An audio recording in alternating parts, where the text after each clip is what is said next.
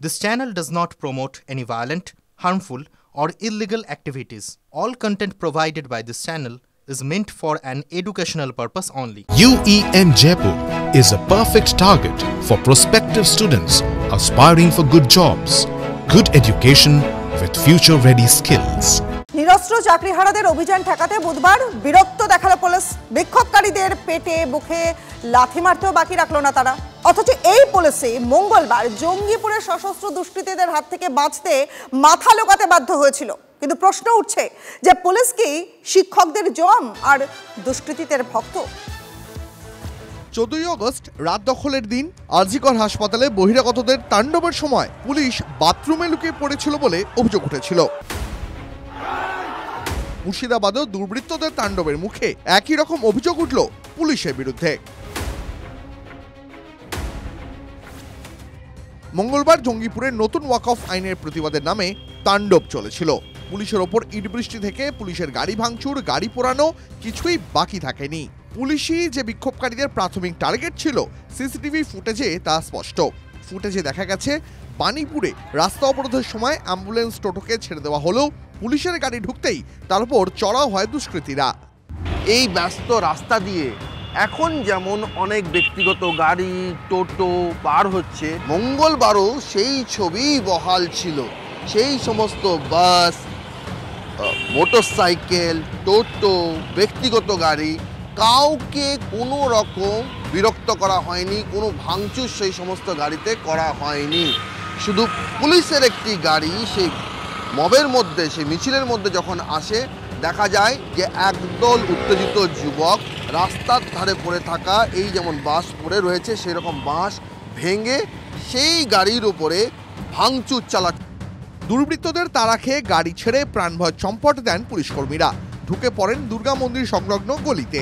Police যখন দুটো গাড়ি আসে, পুলিশের দুটো ভ্যান আসে, পুলিশের সঙ্গে ধস্তাধস্তি হয়, গাড়িগুলো জ্বালিয়ে দিয়েছিল সম্ভবত। তারপরে পুলিশগুলো এই সাইডটা পালিয়ে যায়, এই গলিটা দিয়ে পালিয়ে যায়। মারতে যাচ্ছিল, পুলিশরা যান বাঁচাবার জন্য এদিকে ঢুকে গেছে।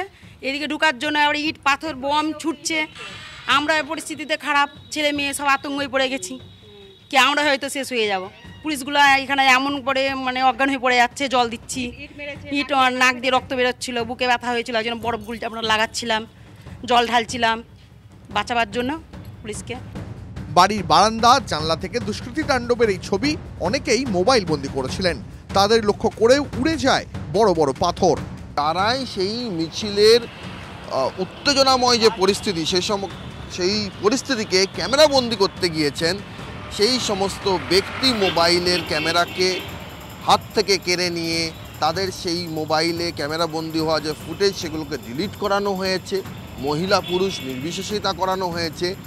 বাড়ির আনাচে কানাচে থেকে যারা ছবি তোলার চেষ্টা করছিলেন তাদের বাড়ি লক্ষ্য করে ঢিল ছোড়া হয়েছে, ভেঙে ফেলা হয়েছে কাঁচ।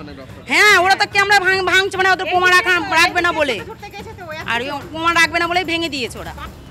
জঙ্গিপুরে তৃণমূল বিধায়কের দাবি কুচক্রীরা উস্কানি দিয়ে এই কাজ করেছে। বেশিরভাগটা আমার এই বিধানসভার লোক নয়, বিভিন্ন বিধানসভা থেকে লোক এসেছে, 4টা বিধানসভার লোক এসেছে।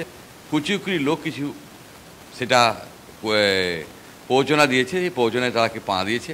তাই আমি বলবো তারাকে বাইর করে তাদের বিরুদ্ধে শাস্তি হোক। কুচক্রী কারা, কারা পুলিশের গাড়ি পোড়ালো, কাদের ভয়ে পুলিশ এই সময় পালাতে বাধ্য হলো? পুলিশের বড়বাবুরা এসব প্রশ্নে চুপ, কিন্তু রাজনীতি তো চুপ থাকে না। ওরা দেখছে মমতা ব্যানার্জি থাকলে 60 বছর নয়, আরো 10 বছর বাড়তি মন্ত্রীর সমান মর্যাদা, ডিজিপির সমান মর্যাদা, চিফ সেক্রেটারির সমান মর্যাদা, সাদা হাতি পোষার মতো আমরা থাকব। অতএব আমরা নিচের তলার পুলিশ ফোর্সকে দিয়ে যা খুশি করি, তার পরিণতিটা এটা। বাংলাদেশ থেকে এসে এখানে উৎপাত করছে কিছু রোহিঙ্গা, কিছু অনুপ্রবেশকারী। এখানকার রাজ্য সরকারের দায়িত্ব হচ্ছে ওদেরকে ছান্দা করা, আইনের ভিতরে নিয়ে আসা। শান্তিপূর্ণভাবে প্রতিবাদ করুন, কারণ এখানে যে সরকার রয়েছে তারা তো আদর্শগতভাবে বিজেপির বিরুদ্ধে। ফলে এখানে এমন কোনো উগ্র আন্দোলন দয়া করে কেউ করবেন না যাতে এটা বিজেপি আবার রাজনৈতিক ইস্যু করার সুযোগ পায়। পুলিশ কি শিক্ষকদের জম আর দুষ্কৃতীদের ভক্ত হয়ে উঠছে? এই প্রশ্ন উঠছে। আমাদেরকে গার্ড দিচ্ছে, তাদেরকে এত অত্যাচার হচ্ছে, তো কি করে আমরা ভেতরে দরজা লাগিয়ে আপনারা বলছেন যে পুলিশেরই নিরাপত্তা নেই? না, ওদেরই তো নিরাপত্তা নেই, আমাদের কি করে থাকবে? আমরা বাঁচবো কি করে সেটা আমরা চিন্তা করছিলাম, আমরা ছেলে মিলে কি করে আমরা বাঁচবো। স্থানীয় বাসিন্দাদের প্রশাসনের কাছে একটাই আর্জি, মঙ্গলবার বিকেলে যে ঘটনা ঘটেছে, যে ঘটনার সাক্ষী থেকেছে জঙ্গিপুরের বাণীপুর, সেই ঘটনার যেন পুনরাবৃত্তি না হয়। ক্যামেরায় গৌরবের সঙ্গে কৌশিক ঘোষ ও সৌরভ দত্ত রিপোর্ট, TV9 বাংলা। এবার হালিশহরের দিকে নজর রাখতেই হচ্ছে। হালিশহরে ইট দিয়ে থেতলে খুনের চেষ্টা হলো, বিজেপি কর্মীকে খুনের চেষ্টা।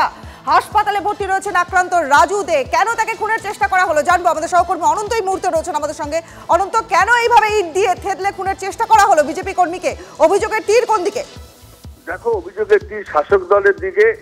এই খুনের চেষ্টার জন্য যদিও শাসক দলের পক্ষ থেকে এখনো কোনো আমরা তাদের বক্তব্য পাইনি, তবে এই যা রাজু কর্মী, রাজু দে, তার অবস্থা আশঙ্কাজনক। 24 নম্বর ওয়ার্ড হালিশহর পুরসভা, সেখানকার বাসিন্দা। তবে সেখানে এই ঘটনায় কিন্তু এলাকায় যথেষ্ট আতঙ্ক ছড়িয়েছে।